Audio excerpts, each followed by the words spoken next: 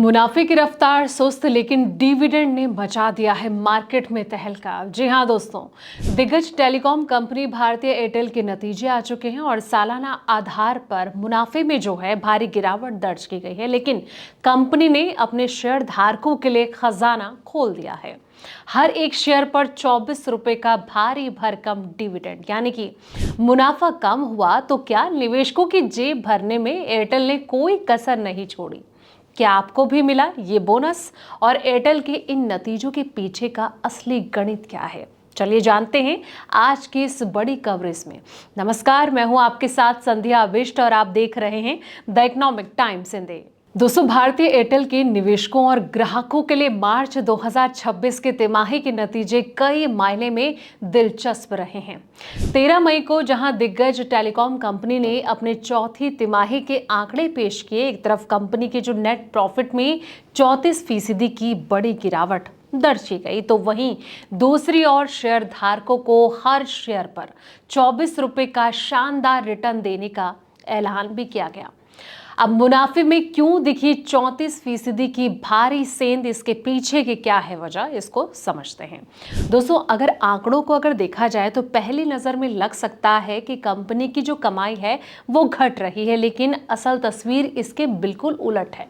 मार्च 2026 तिमाही में एयरटेल का कंसोलिडेटेड नेट प्रॉफिट 7,325 करोड़ रुपए रहा, जो कि पिछले साल इसी अवधि में 11,021 करोड़ रुपए था। ये जो गिरावट है मुख्य रूप से बेस इफेक्ट के नतीजे हैं। दरअसल पिछले साल समान तिमाही में कंपनी को 2,892 करोड़ रुपए का सीधा टैक्स फायदा, यानी कि नेट टैक्स गेन जो है वो मिला था, जिससे कि उस वक्त का जो मुनाफा है वो अचानक बढ़ा हुआ दिख रहा था। अगर टैक्स चुकाने से पहले के मुनाफे यानी कि प्री टैक्स प्रॉफिट पर नजर डालें तो ये 36% के शानदार उछाल के साथ 13,205 करोड़ रुपए के स्तर पर पहुंच गया। ये कंपनी का आंकड़ा बताता है कि कंपनी का जो कोर बिजनेस है वो पहले से कई ज्यादा मजबूत हुआ है। महंगे प्लान्स का सीधा असर रेवेन्यू ने भी उड़ान भरी है। टेलीकॉम सेक्टर में असली खेल इस बात का है दोस्तों कि जो कंपनी है प्रति ग्राहक कितना कमाई कर रही है। एयरटेल ने इस मोर्चे पर शानदार प्रदर्शन किया। कंपनी का जो कुल रेवेन्यू है वो 16% उछलकर 55,383 करोड़ रुपए हो गया है।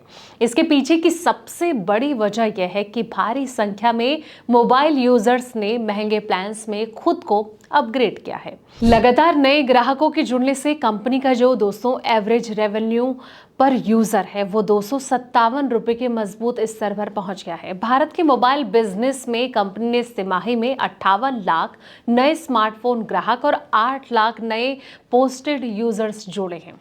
साफ शब्दों में अगर कहा जाए तो आम आदमी द्वारा कराए जा रहे महंगे रिचार्ज ने सीधे तौर पर कंपनी की बैलेंस शीट को नई ऊंचाई दी है। शेयर धारकों की तो मौज नजर आ रही है दोस्तों, और खाते में उनके कहीं ना कहीं 24 रुपए भी आएंगे। तो मुनाफे के इस गणित के बीच निवेशकों के लिए सबसे बड़ी राहत जो है वो खबर ये कि डिविडेंड का ऐलान किया गया है। एयरटेल के बोर्ड ने 5 रुपए की फेस वैल्यू वाले हर फुली पेड इक्विटी शेयर पर 24 रुपए का फाइनल डिविडेंड देने की घोषणा की है। वहीं जिन शेयरों पर अभी पूरी रकम जो है वो जमा नहीं है उन पर 6 रुपए प्रति शेयर का भुगतान किया जाएगा। कंपनी की आगामी वार्षिक आम बैठक में इस प्रस्ताव को मंजूरी मिलने के 30 दिन के भीतर ये जो पैसा है वो निवेशकों के बैंक खाते में क्रेडिट कर दिया जाएगा। डिविडेंड के लिए रिकॉर्ड डेट की जो जानकारी है वो बाद में साझा की जाएगी, और ऐसे में 65 करोड़ ग्राहकों का जो साम्राज्य है और नए सेक्टर्स में भी एंट्री के जो अवसर हैं वो साफ तौर पर नजर आ रहे हैं।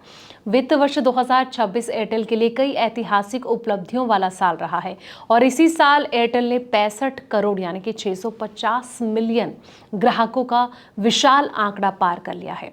अब कंपनी जो है सिर्फ कॉलिंग या फिर इंटरनेट तक सीमित नहीं है। टेल्को ग्रेड सॉवरेन क्लाउड की लॉन्चिंग के साथ कंपनी ने डेटा सेंटर नेटवर्क का भी तेजी से विस्तार किया, और एक बड़ा कदम उठाते हुए एयरटेल ने रिजर्व बैंक से अपनी सब्सिडियरी के जरिए लैंडिंग बिजनेस बिजनेस यानी कि कर्ज देने का जो कारोबार है वो शुरू करने की भी मंजूरी हासिल कर ली है दोस्तों। और वहीं विदेशी मोर्चे पर भी अफ्रीका बिजनेस ने भी मजबूत प्रदर्शन करते हुए मुनाफे में अपना अहम योगदान दिया है, जिससे कि कंपनी की जो ग्लोबल स्थिति है वो भी मजबूत हुई है। तो जिस तरीके से कंपनी ने बड़ा ऐलान किया है उससे कहीं ना कहीं निवेशकों को तो फायदा होगा। ये रिपोर्ट आपको कैसे लगी कमेंट सेक्शन में अपनी राय जरूर दें और साथ ही वीडियो को लाइक, शेयर और चैनल को सब्सक्राइब करना ना भूलें। ऐसे तमाम अपडेट्स के लिए आप देखते रहें द इकोनॉमिक टाइम्स हिंदी।